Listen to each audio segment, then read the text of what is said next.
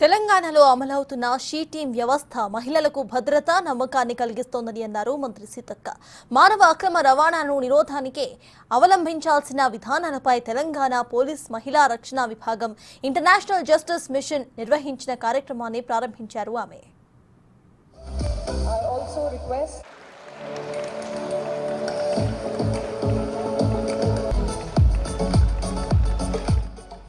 Free bus పథకంతో bus stations లో మహిళల గ్యాదరింగ్స్ పెరిగిందని అన్నారు. దీంతో బస్ స్టాండ్లలో మహిళల పట్ల పోకిరీల బెడద తగ్గిందని అన్నారు మంత్రి సీతక్క. మహిళల పట్ల గౌరవాన్ని పెంచేందుకు చిన్నతనం నుంచే పాఠ్యాంశాలు బోధించాలని సూచించారు ఆమె. మానవ అక్రమ రవాణాకు సంబంధించి నూతన చట్టాలను ప్రభుత్వం స్వాగతిస్తోందని అన్నారు.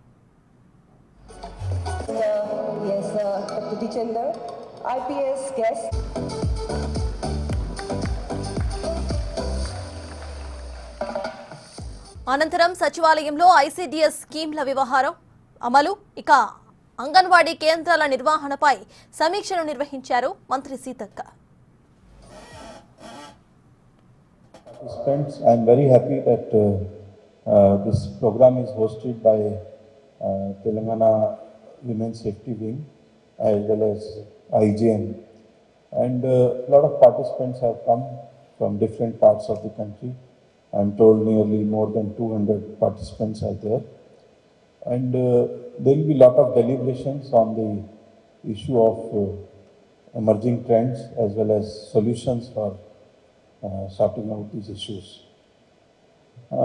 We all know that basically poverty is the biggest curse in this world. So there are a lot of issues which are associated with poverty, and a lot of people, for the purpose of having better standards in life, they aspire to have better standards of life, and then they get into all these issues. There are a lot of crimes associated with these women and children, and we all know this is a very old trade of human trafficking all over the world.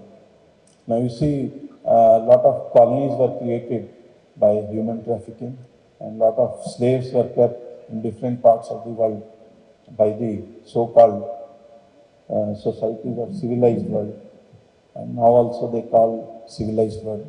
And a lot of migration which is happening, lot of human trafficking which is happening, it is in so-called civilized world. అందుకోసము ఈ ధోరణి మారాలి అంటే తరగతి గదుల నుంచి awareness రావాలి, శిక్షణ అనేది ఉండాలి.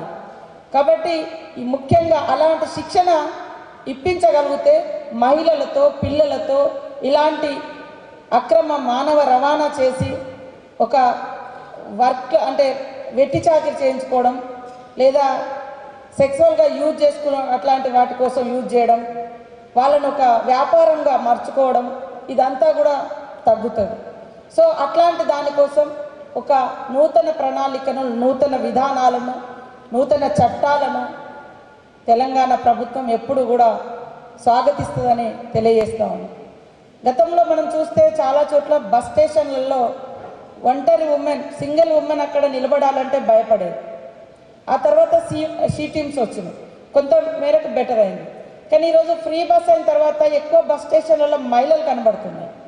సో అక్కడ ఒక పోకిరి వెధవ లేదా ఒక వ్యక్తి వచ్చి వాళ్ళను హరాజ్ చేయడానికి లేదా కిడ్నాప్ చేయడానికి వాళ్ళు సాహసించేటువంటి పరిస్థితి లేదు, ఎందుకంటే అక్కడ గ్యాదరింగ్, ఉమెన్ గ్యాదరింగ్ ఉంటుంది కాబట్టి. సో ఇట్లాంటి స్కీమ్ ద్వారా ఈరోజు ఈ మహిళల కోసము సీఎం రేవంత్ రెడ్డి గారు ఒక మంచి ప్రోగ్రామ్, వాళ్ళకు ఆర్థికంగా ఎకనామికల్ సపోర్టే కావచ్చు, బట్ పర్సనల్ సెక్యూరిటీ కూడా ఈ రకమైనటువంటి ఉమెన్ గ్యాదరింగ్తో కూడా వాళ్లకు లభిస్తుందని నేను భావిస్తా ఉన్నాను. అదేవిధంగా తెలంగాణ రాష్ట్ర ప్రభుత్వం, ముఖ్యంగా సీఎం రేవంత్ రెడ్డి గారు ఆయన తీసుకున్నటువంటి ప్రప్రథమంగా ఈ డ్రగ్స్ మినేజ్ ఏదైతే ఉందో, డ్రగ్స్ను ఈ రాష్ట్రంలో లేకుండా చేయాలి.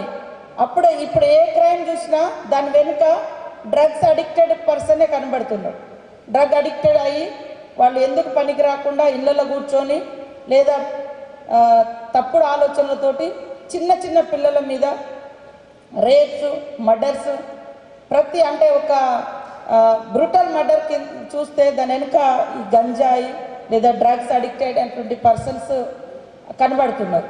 సో ఫస్ట్ ఈ క్రైమ్ రావడానికి మూలము ఈ డ్రగ్స్ లాంటివి, గంజాయి కానీ లేదా ఇతరత్ర ఏవైతే వ్యసనాలు ఉన్నాయో వాటి నుంచి ఈ సొసైటీని, ఈ యొక్క యూత్ను మనం బయటికి తీసుకొచ్చినప్పుడు ఇలాంటి క్రైమ్స్ కూడా మనం కొద్దిగా తగ్గించగలుగుతాం.